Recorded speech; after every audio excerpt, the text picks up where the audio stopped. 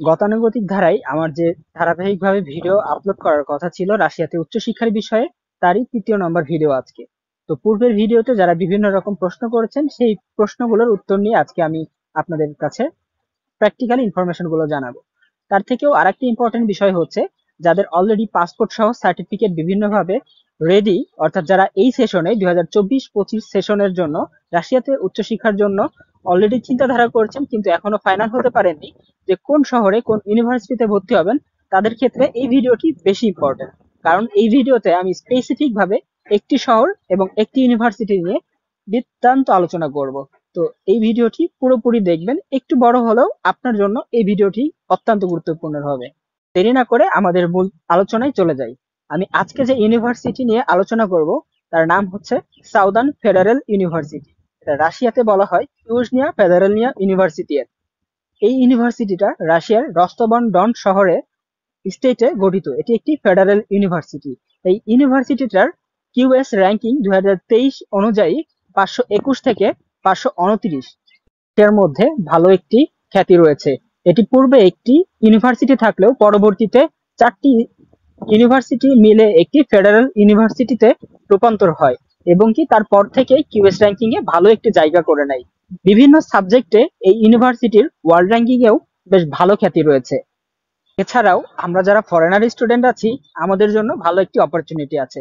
তা হলো এই ইউনিভার্সিটিতে আপনি ব্যাচেলর একটি subject, computer science and engineering সহ মাস্টার্সে সর্বমোট 11টি সাবজেক্টে আপনি ইংরেজি মাধ্যমে পড়ালেখা করতে পারবেন।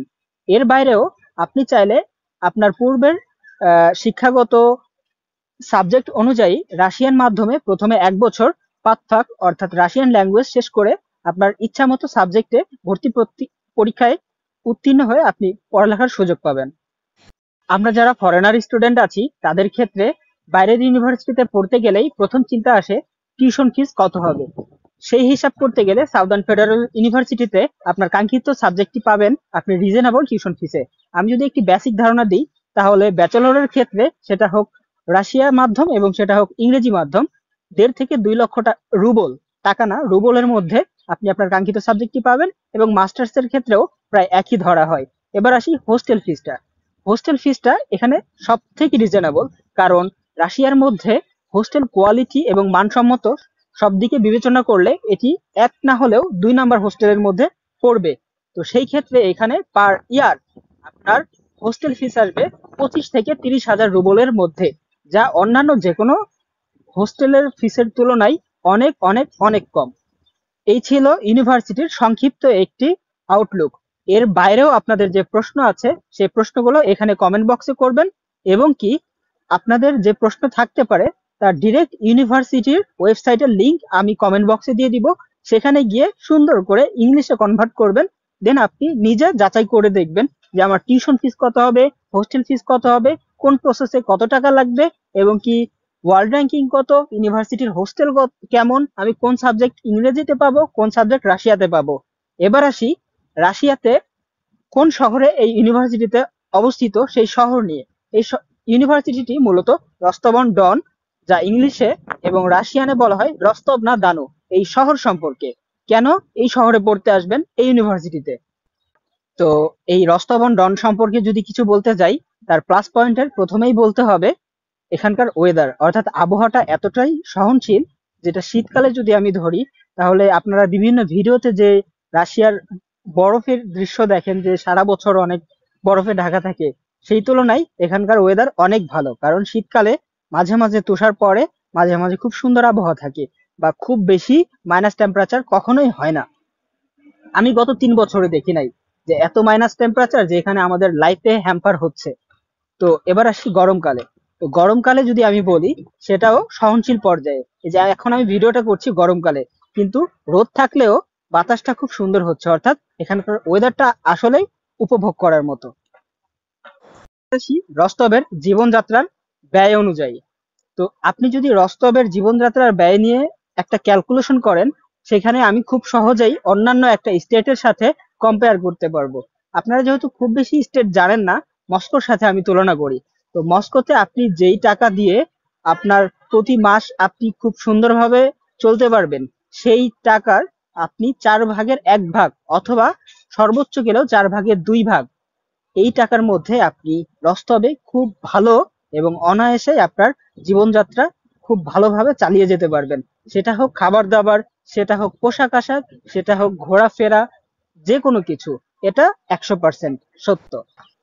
এবার যদি আমি আপনাদের কাঙ্ক্ষিত প্রশ্নের উত্তরটি নিয়ে আসি, যে কাজের ব্যাপারটা কি, পার্ট টাইম জবের ব্যাপারটা কি, যে সেখানে পড়ালেখা করব বাট পার্ট টাইম জব কি পাবো আমি, বা জব পেলেও কি আমি সেই টাকা দিয়ে আমি আমার লাইফ এক্সপেন্স করতে পারবো, অর্থাৎ টিউশন ফিস, হোস্টেল ফিস, এটা কি করতে পারবো, সে ব্যাপারে আসি। রস্তবের কাজের ব্যাপারে যদি আমি বলতে যাই, পার্ট টাইম জবের ব্যাপারে যদি বলতে যাই, আসলে পার্ট টাইম জবটা এখানে ম্যাক্সিমাম ক্ষেত্রে ওইভাবে হয় না। আপনার ক্লাস ভেদে করতে হয়, যে 4 দিন কাজ আছে, 4 দিন ফুল টাইম কাজ করলেন, এবং 3 দিন ক্লাস আছে, 3 দিন ক্লাস করলেন, অথবা 5 দিন ক্লাস আছে, 5 দিন ক্লাস করলেন, অথবা বাকি 2 দিন আপনি ফুল টাইম কাজ করলেন। এরকম কাজ বেশি হয়ে থাকে। তবে এর বাইরেও অনেকে পার্ট টাইম জব করে, যেমনটা আমরা ভাবি 2 ঘন্টা, 5 ঘন্টা, 7 ঘন্টা। এটার ক্ষেত্রে ম্যাক্সিমাম ক্ষেত্রে ডেলিভারি বা বিভিন্ন কোম্পানি এরকম ভাবে সুযোগ দিয়ে থাকে। তবে সেই ব্যাপারে যদি এবার আসি, যে রস্তবে কি আসলে কতটুকু কার্যের অপরচুনিটি আছে। এখনো রাশিয়ার মধ্যে থেকে বিভিন্ন স্টেট থেকে আমাকে ফোন দিয়ে বলে যে ভাইয়া, আমি যে স্টেটে আছি সেখানে কাজের পরিমাণটা কম আছে, কিন্তু সেগুলো পাওয়ার জন্য অনেক কম্পিটিশন আছে। সেই তুলনায় রাশিয়ার মধ্যে রস্তব এমন একটি শহর যেখানে জোর সহকারে বলতে পারবো, যেখানে যারা ফরেনার স্টুডেন্ট আছে, যাদের ন্যূনতম রিকোয়ারমেন্ট অর্থাৎ রাশিয়ান ভাষার রিকোয়ারমেন্ট আছে, তার বডি ফিটনেস আছে, অর্থাৎ বডি ফিটনেস মানে সে প্র্যাকটিক্যালি কাজ করতে পারবে, এতটুকু এতটুকু সক্ষমতা যারা আছে, সে কখনো বলতে পারবে না যে আমি কাজ পাইনি। এটা সত্য কথা। এটা রস্তবের জন্য অনেক বড় একটা প্লাস পয়েন্ট। এবং শুধু মাত্র এতটুকুই না, রস্তবের কাজের স্যালারিটাও ভালো অন্যান্য স্টেটের তুলনায়। যদি আমি একটা গড়ে হিসাব করি, তো দেখা যাচ্ছে যে আপনি যদি আসার 5 থেকে 6 মাসের পরের একটা হিসাব ধরেন, বা 1 বছর পরের একটা হিসাব ধরেন, আপনার এক্সপিরিয়েন্স মানে বেসিক থেকেই যদি ধরি, যে আপনি প্রথম 1 মাস 2 মাস কাজ করলেন, 500 1000 স্যালারি পাইলেন রুবল। তো এরপরে আপনার যখন কাজটা কনফার্ম হবে, তখন আপনার নিম্নত স্যালারি হবে 2500 রুবল থেকে। অর্থাৎ আপনি যদি মানে 6 মাস পরে বা 1 বছর পরের আপনার স্যালারি ধরেন বা কাজের হিসাব ধরেন, আপনার স্যালারি থাকবে পার ডে 2500 থেকে 3000 রুবলের মধ্যে অথবা অ্যারাউন্ড। অনেক ক্ষেত্রে এক্সপিরিয়েন্স ভেদে এর থেকে অনেক বেশি পেয়ে থাকে অনেকেই। তবে সেটি আপনারা প্রথমে ধরবেন না। এটি আপনি আসার পরে 1 2 বছর যখন এক্সপিরিয়েন্স হয়ে যাবেন, তখন আপনার জীবনযাত্রার খরচও বাড়বে, তখন ওইটা তখন কাজে লাগাবেন। প্রথমে এভাবে হিসাব ধরবেন না। এটা আমার কাউন্সিলিং এর মতো করে আমি বললাম। তবে কাজের অপরচুনিটি রস্তবে সত্যিই ভালো।